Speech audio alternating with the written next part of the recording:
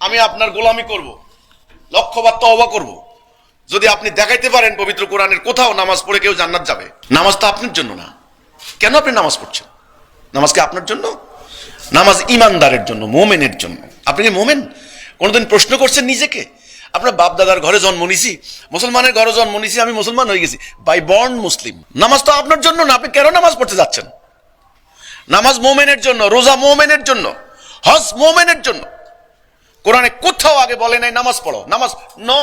কোরআন বলছে আগে ঈমান আনো। নবী করিম সাল্লাল্লাহু আলাইহি সাল্লাম কোথাও বলেন নাই আগে নামাজ পড়ো। যে কাফের আসছে বলছে আগে ঈমান আনো, আগে বলো লা ইলাহা ইল্লাল্লাহ। এটার মিনিং, এটার মানে, এটা তাৎপর্য কোনো আলেম বলছে কোনো ওয়াজে? বলবে না। এটা বললে টাকার বান্ডেল বন্ধ হয়ে যাবে। কারণ নবী কলেমার কথা কয়ে পাথর খেয়েছেন, আর আপনি টাকা খাবেন, এটা হতে পারে না। আপনি মুরগির রান খাবেন, আপনাকে হেলিকপ্টারে নিয়ে যাবে। আমি তো ইসলামের কথা বলি, আমাকে কথা বলতে দেওয়া হচ্ছে না কেন? কলেমার মূল কথা বলেন। আমি চ্যালেঞ্জ দেব, ঘরে ঘরে চাল থাকবে না, পেটে ভাত থাকবে না, তা না হলে এটা ইসলাম হতে পারে না। নবী মার খাইছেন, নবী থেকে বড় মুসলমান হয়ে গেছি আমরা, বড় আত্মা হয়ে গেছে আমাদের। এই কলেমার কথা বলে তিনি একটা রাত্রে নিরাপদে মক্কায় ঘুমাইতে পারেন নাই।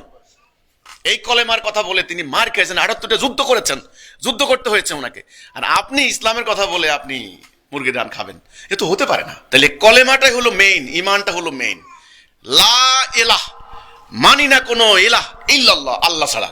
আল্লাহ ছাড়া আমি কারো হুকুম বিধান মানি না। এটা হলো প্রথম অঙ্গীকার নামাজ পড়ে। এই অঙ্গীকারটা যে করবে সে মোমেন। সুম্মা লাম ইয়ারতাবু, এটার উপরে ইতমিনান হতে হবে, দাঁড়িয়ে থাকতে হবে। হ্যাঁ, গুলি করলো আমি পিছপা হব না, এটার নাম সুম্মা লাম ইয়ারতাবু।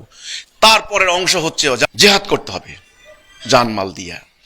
তাহলে এখন আজকে আমাদের দেশে আইন চলে, হুকুম চলে, বিধান চলে মানুষের, আল্লাহর না। লা ইলাহা ইল্লাল্লাহ মানে আমি আল্লাহর বিধান ছাড়া কারো বিধান মানি না। ওকে, এবার আপনি বিয়ে করতে বসছেন, এখানে আল্লাহর কি বিধান আছে আপনি সেটা মানবেন।